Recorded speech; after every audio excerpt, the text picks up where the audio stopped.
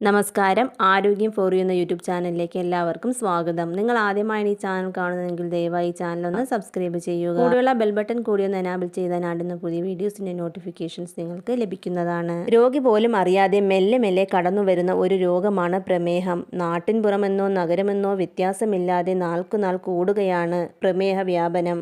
ആൺ പെൺ ഭേദമില്ലാതെ മുതിർന്നവരെയും ചെറുപ്പക്കാരെയും പ്രമേഹം പിടിമുറുക്കുന്നു. അനാരോഗ്യ ഭക്ഷണശീലങ്ങൾക്ക് പ്രമേഹ വ്യാപനവുമായി അടുത്ത ബന്ധമുണ്ട്. നമ്മുടെ ഭക്ഷണ സംസ്കാരം അപ്പാടെ മാറി.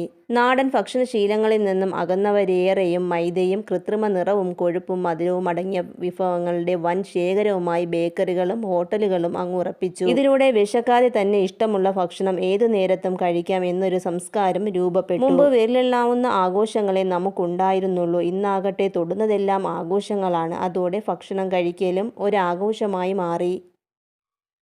പകർച്ചവ്യാധി പോലെ പടരുന്ന ടൈപ്പ് 2 പ്രമേഹത്തെ ക്ഷണിച്ചു വരുത്തുന്നതിന് ഇത്തരം സാഹചര്യങ്ങൾക്ക് വലിയൊരു പങ്കുണ്ട്. ഭക്ഷണം കൂടുന്നതോടൊപ്പം മെയ്യനങ്ങാതെ വ്യായാമമില്ലാത്ത അലസ ജീവിതമാണ് ഒട്ടുമിക്ക പേർക്കുമുള്ളത്. ദീർഘനേരം ഇരുന്നുള്ള തൊഴിൽ സാഹചര്യങ്ങളും വാഹന സൗകര്യങ്ങളുമെല്ലാം സാധാരണ കിട്ടേണ്ട ചലനങ്ങളെ കൂടി ഇല്ലാതാക്കി. ഇതും പ്രമേഹത്തിന് അനുകൂലമായ സാഹചര്യം ഒരുക്കി.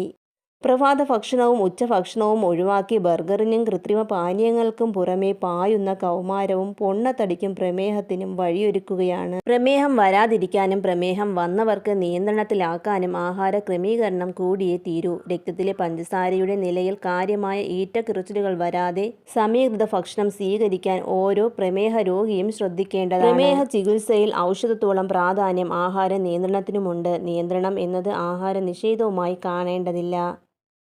പ്രായം, ശരീരഭാരം, ജോലിയുടെയും അധ്വാനത്തിൻ്റെയും സ്വഭാവം, ഏതുതരം പ്രമേഹം തുടങ്ങിയ ഘടകങ്ങളെ പരിഗണിച്ചാണ് ക്രമീകരണം നടത്തുക. ഭക്ഷണം ശ്രദ്ധയോടെ തിരഞ്ഞെടുക്കുന്നതിനോടൊപ്പം 3 നേരം ഭക്ഷണം എന്ന രീതി മാറ്റി അത്രയും അളവ് ഭക്ഷണം 6 നേരമായി കഴിക്കുന്നതാണ് പ്രമേഹ രോഗികൾക്ക് കൂടുതൽ ഗുണം ചെയ്യുക.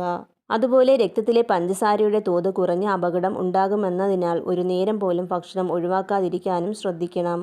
അന്നജം, മാംസ്യം, എണ്ണ, ഉപ്പ് ഇവ മിതമായ തോതിൽ ഉപയോഗിച്ചുകൊണ്ടുള്ള ഒരു സമീകൃത ഭക്ഷണമാണ് പ്രമേഹ രോഗികൾക്ക് അനുയോജ്യം. രക്തത്തിലെ പഞ്ചസാരയുടെ നിരക്കിനെ ഏറെ സ്വാധീനിക്കുന്ന ഒരു ഘടകമാണ് അന്നജം അഥവാ കാർബോഹൈഡ്രേറ്റ്. ശരീരത്തിൻ്റെ പ്രധാന ഊർജ്ജ സ്രോതസ്സും ഇതാണ്. നമ്മുടെ ഭക്ഷണ വിഭവങ്ങളിൽ ഒട്ടുമുക്കാലും കാർബോഹൈഡ്രേറ്റ് അടങ്ങിയതാണ്. അതുകൊണ്ട് തന്നെ അന്നജത്തിൻ്റെ അളവ് കൂടാതിരിക്കാൻ പ്രമേഹ രോഗികൾ ശ്രദ്ധിക്കേണ്ടതുണ്ട്. എല്ലാ അന്നജങ്ങളും ഒരുപോലെയല്ല ദഹിക്കുന്നതും രക്തത്തിലെ പഞ്ചസാര ഉയർത്തുന്നതും. അരി, ഗോതമ്പ്, പയർ വർഗ്ഗങ്ങൾ, ചോളം, റാഗി, തിന, ബാർലി, കിഴങ്ങുകൾ, പഴങ്ങൾ, കരിമ്പ്, പാൽ വിഭവങ്ങൾ, പഞ്ചസാര, പച്ചക്കറികൾ ഇവയെല്ലാം അന്നജത്തിൻ്റെ പ്രധാന സ്രോതസ്സുകളാണ്. ധാന്യങ്ങൾ, പഴവർഗ്ഗങ്ങൾ എന്നിവയിലെ അന്നജം വിഘടിച്ച് ലഘുവായി ഗ്ലൂക്കോസ് ആയ ശേഷം മാത്രം രക്തത്തിൽ കലരുന്നതിനാൽ കൃത്യമായ അളവിൽ ഇവ ഉപയോഗിക്കാം. എന്നാൽ ശർക്കര, പഞ്ചസാര ഇവ പെട്ടെന്നു തന്നെ ഗ്ലൂക്കോസായി രക്തത്തിലെത്തുമെന്നതിനാൽ പ്രമേഹ രോഗിക്ക് ഗുണമല്ല. അരിയിലെയും ഗോതമ്പിലെയും അന്നജത്തിൻ്റെ അളവ് ഏകദേശം തുല്യമാണ്. അതിനാൽ ചോറായാലും ചപ്പാത്തി ആയാലും പ്രമേഹ രോഗി നിയന്ത്രിത അളവിൽ മാത്രമേ കഴിക്കാവൂ. ഉലുവയും പൊടിയരിയും ജീരകവും ചേർത്തുള്ള കഞ്ഞി പ്രധാന ആഹാരമായി പ്രമേഹ രോഗികൾക്ക് കഴിക്കാവുന്നതാണ്. സസ്യാഹാരങ്ങളുടെ കൂട്ടത്തിൽ ഏറ്റവും അധികം പ്രോട്ടീൻ അടങ്ങിയിട്ടുള്ളത് പയർ വർഗ്ഗങ്ങളിലാണ്.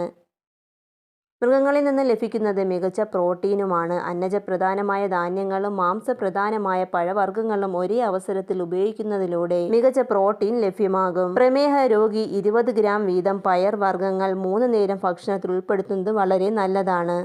കിഴങ്ങു വർഗ്ഗങ്ങൾ മിതമായ അളവിൽ മാത്രം കഴിക്കുക. ഭക്ഷണ വൈവിധ്യം നൽകുന്നതിൽ മുന്നിലാണ് പച്ചക്കറികൾ. ജീവകങ്ങളും നാരുമാകട്ടെ സുലഭവും. പ്രമേഹ രോഗിക്ക് വയർ നിറയ്ക്കാനായി ഇവയെ പ്രയോജനപ്പെടുത്താം. നെല്ലിക്ക, ഓറഞ്ച്, പേരയ്ക്ക പ്രമേഹ രോഗിക്ക് അനുയോജ്യമായ പഴവർഗ്ഗങ്ങളാണിവ. ഇവയിൽ ഏതെങ്കിലും ഒന്ന് ദിവസവും കഴിക്കാം.